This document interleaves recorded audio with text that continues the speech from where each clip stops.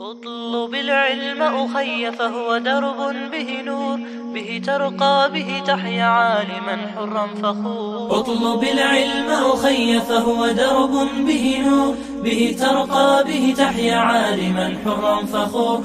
السلام عليكم ورحمة الله وبركاته. بسم الله الرحمن الرحيم. نحمده ونصلي ونسلم على رسوله الكريم. أما بعد, and jazakumullahu khaira for watching another video with Islamic knowledge. In this episode, or in this discussion, we'll be having a look at an English journal written on the Hanafi madhab, and it's a deep dive into certain aspects of the Hanafi madhab. Before we carry on, however, if I can just prompt you and motivate you and encourage you to some extent to subscribe to this YouTube channel so that others can continue to benefit from it as well, and also it helps the channel to grow a little bit, motivates me as well.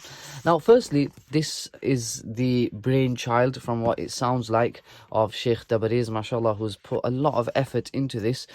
And he's got a lovely foreword when he speaks about this journal as well. Now, what is the journal actually? What does it contain? So we've got approximately 5 articles, all connected to the Hanafi madhab. So you've got early Hanafi theories on qira'at, canonization and legal authority by Dr. Yousef Ali Wahab. Al-Hadith is Musnad of Abu Hanifa, a source for Abu Hanifa's hadith by Dr. Zishan, Mullah Zishan Chaudhry. In defense of the Hanafi tradition, the legal utility of An-Nimawi's Athar Sunan by Dr. Masood Vahidi. Competing spaces of religious belonging, Deobandi debates on interest/usury as a case study by Dr. Maulana Harun Ibrahim Sidat, and A Torch in the Ottoman Twilight, the life and struggles of Shaykh al-Islam Mustafa Sabri by Dr. Amin Garhad. Do apologize if I'm not pronouncing his name correctly. Now, in the foreword, Shaykh Tabriz speaks a little bit about how this journal, the importance behind it. And one of the comments which I really like right in the foreword is something which we always emphasize to students, which is about how the Hanafis were always quite concerned with the habit of the law, the logic of the law, that Sharia law must make sense. It must be something which it's consistent. If you're holding one position in a certain mas'ala based upon a certain idea, and that same idea is found in another mas'ala, you must apply the same ruling.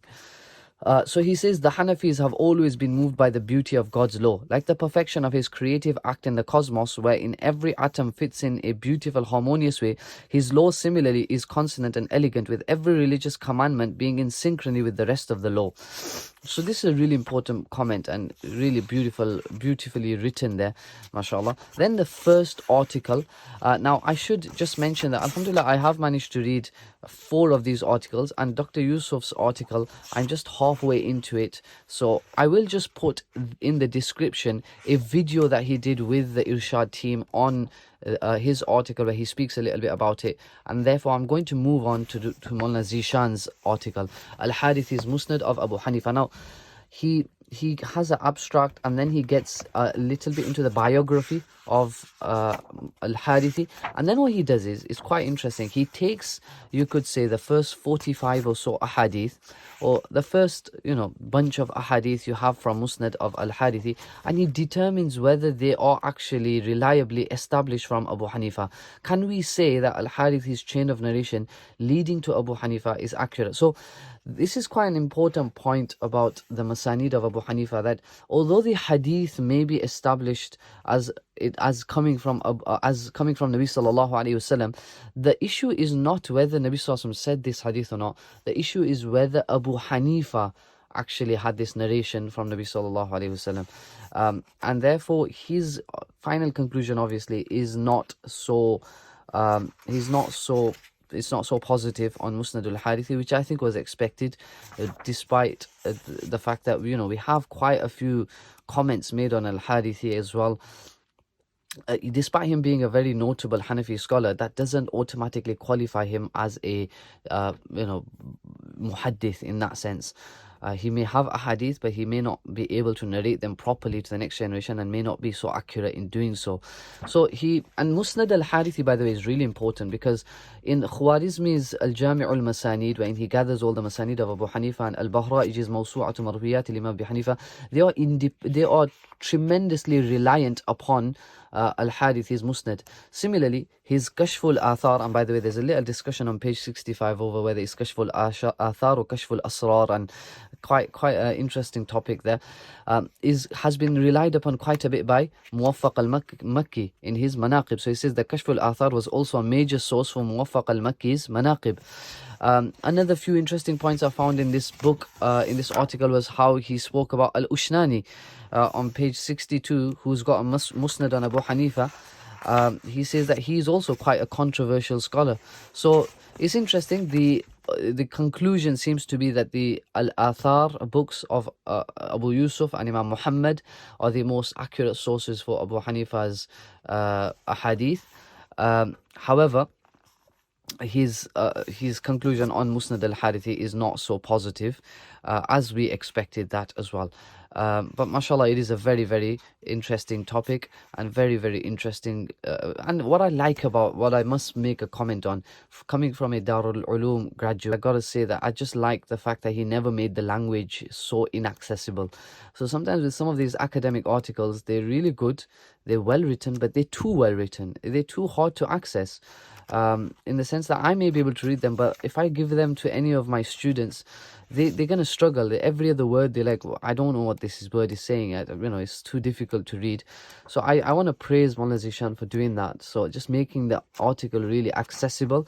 And that's really important in this day and age, that we open the doors for some of our traditional scholars to continuously access some of these, research that you're coming up with, because obviously the academics will always benefit and they will always have their research, but the real target audience, I think, should be changed to traditional scholars and people who would be interested in reading this if it wasn't for the language being so difficult.